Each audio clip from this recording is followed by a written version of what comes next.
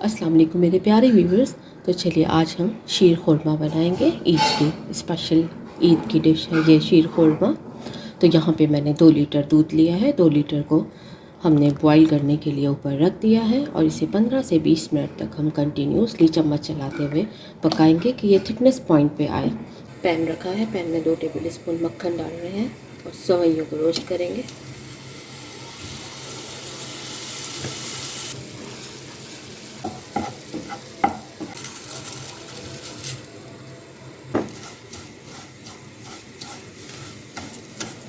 पचास ग्राम सेवइयाँ ली हैं हमने यहाँ पे और इसको अच्छे तरीके से रोस्ट कर लेंगे और एक साइड पे रख देंगे।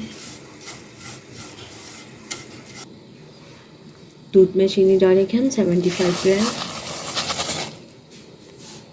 आप लोग हंस पे जायका रख सकते हैं, मैंने 75 ग्राम चीनी यूज़ की है यहाँ। 1/4 टीस्पून डालेंगे इलायची पाउडर। हिला देंगे इसे। साइडों पे जो दूध लग रहा है सब उतारेंगे स्पून की मदद से। यहाँ पैन को हमने फिर प्री हीट कर लिया है, सेवइयों को हमने रोस्ट करके उतार लिया है। अब हम यहाँ पे ड्राई फ्रूट करेंगे। 2 टेबल स्पून डालेंगे फिर मक्खन। यहाँ मैंने सभी ड्राई फ्रूट ले लिया है। छोहारा है, काजू है, बादाम है, पिस्ता है और किशमिश है, तो ये डाल देंगे। नारियल भी ऐड होता है, सूखा हुआ नारियल।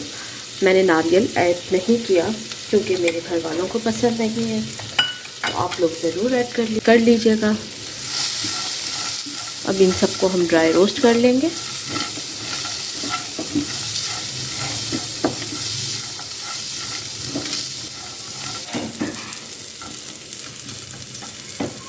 इस स्टेज पर आकर हमने जो ड्राई फ्रूट को ड्राई रोस्ट किया है यहाँ पे सब डाल देंगे। सिर्फ 2 टेबल स्पून रखूँगी जो कि ऊपर से हम गार्निश करेंगे। ड्राई फ्रूट डालकर हमने 5 से 6 मिनट तक पकाया है इसे। अब हम यहाँ पे सेवइयाँ जो रोस्ट करके रखी थी उसको ऐड कर देंगे।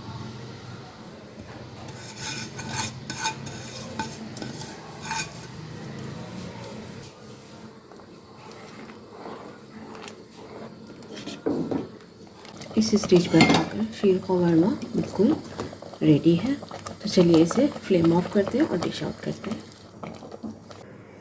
यहाँ पे शीर खुरमा बिल्कुल रेडी है। के बाद जो हमने ड्राई फ्रूट रखा था इसको थोड़ा ऊपर से गार्निश कर लेंगे।